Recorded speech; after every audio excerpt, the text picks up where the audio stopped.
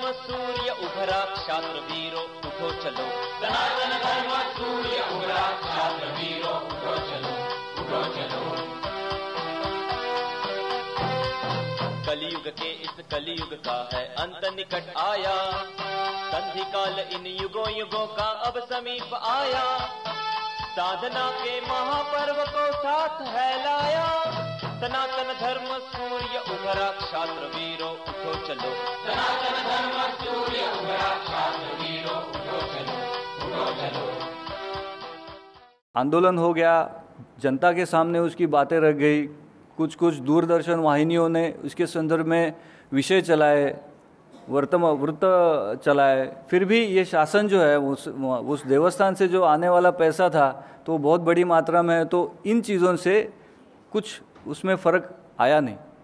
तो फिर हमने उच्च न्यायालय में, मुंबई उच्च न्यायालय में याचिका दर्ज की। एक ही आज की तारीख में एक ही विषय पे हमने वो याचिका की है कि जो 1250 एकड़ ज़मीन है, जो अब किसके पास है पता नहीं, लेकिन है देवस्थान समिति की, तो वो वापस ली जाए। उससे जो भी निधि आ रहा है वो देवस्थान समिति को दिया जाए। और तीसरी महत्वपूर्ण बात मैं सामने रखना चाहूँगा कि जिन शासकीय कर्मचारियों ने ये कर्तव्य निभाना था कि वो ज़मीन की देखभाल करना, उनका पैसा देवस्थान को आए, ये जिनका कर्तव्य था, तो उन्होंने कर्तव्य में कसूर की है, तो उनके ऊपर कार्रवाई की जाए। ये हमारी तीसरी मांग है इसमें। और मुझे कहने में बहुत अपार आनंद होता है बंधुओं कि यही मास के 10 तारीख को, 10 जून को इसकी सुनवाई उच्च न्यायालय के सामने हुई।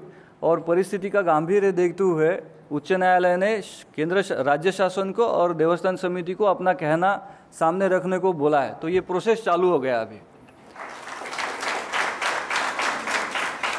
वैसे तो ये लंबा प्रोसेस है और सिर्फ कानूनी कार्रवाई से ये होगा नहीं, इसमें जनमत भी चाहिए।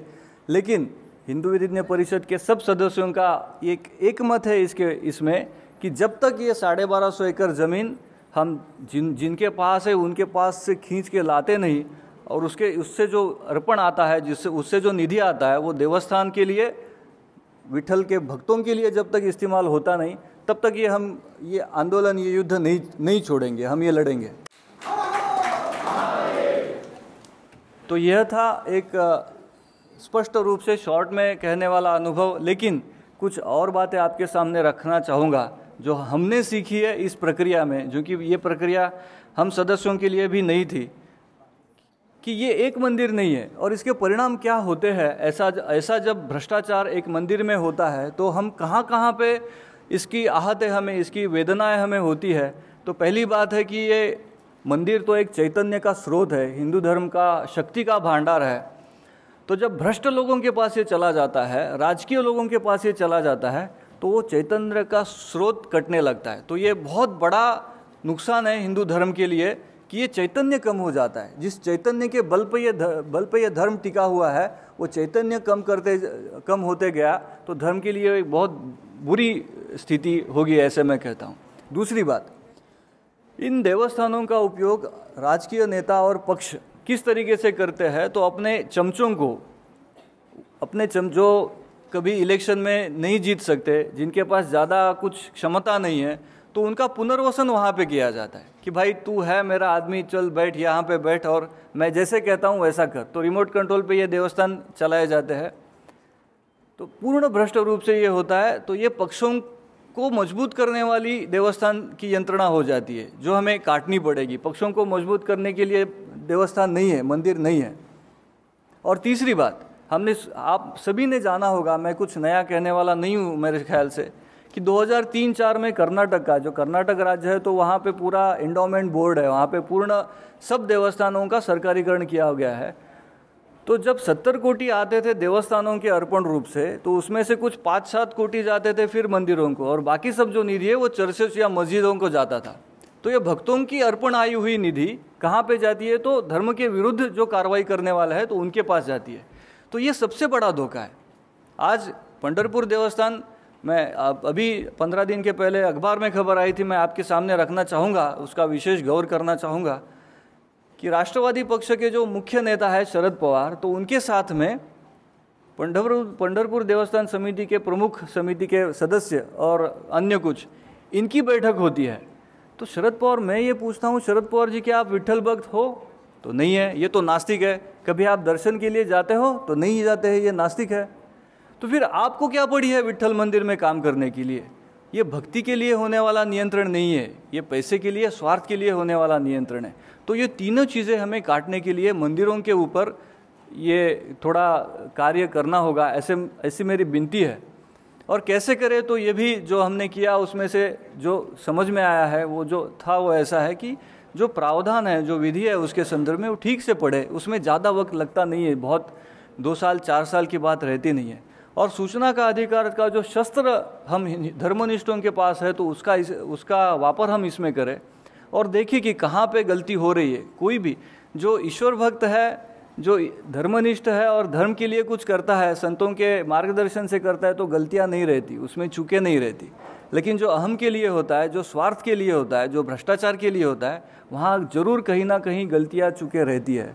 तो खाली वो ढूंढनी है कि कहाँ कहाँ पे ये हो सकता है, और ये ढूंढने के बाद वो पूरा एक चित्र स्पष्ट हो जाए कि यहाँ पे ऐसे पैसे उठाए गए थे, तो फिर आगे कैसा कर सकते हैं, तो शिकायत कर सकते हैं। उसका जो अगला अधिकारी होता है शासन का, वहाँ पे शिकायतें कर सकते हैं, इसका आंदोलन हो सकता है। ये अगर बातें हम करते जाते हैं, और अंत में न्यायालय का तो मार्ग खुला है ही है, ये अगर बातें हम करते जाएंगे तो ऐसा हो सकता है कि जो शासन, जिस शासन से एक संघर्ष हमें करना पड़ेगा हिंदू धर्म के लिए, हिंदू राष्ट्र के लिए, तो ये शासन किस प्रकार से इस मंदिरों का अनुचित वापर कर रहा है, ये अगर हम जनता के सामने दिखा दे, उस मंदिर के, उस देवता के भक्तों के सामने रख दे, तो उस देवता का भी आशीर्वाद हमें जरूर मिलेगा और वो भक्त भी इस युद्ध में अपने साथ जुड़ पाएंगे।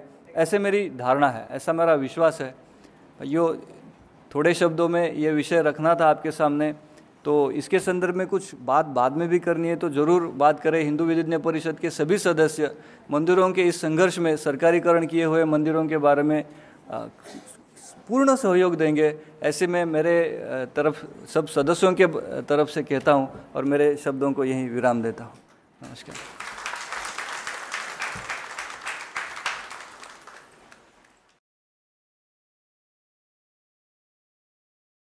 जयतु हिंदू राष्ट्रम, जयतु हिंदू राष्ट्रम।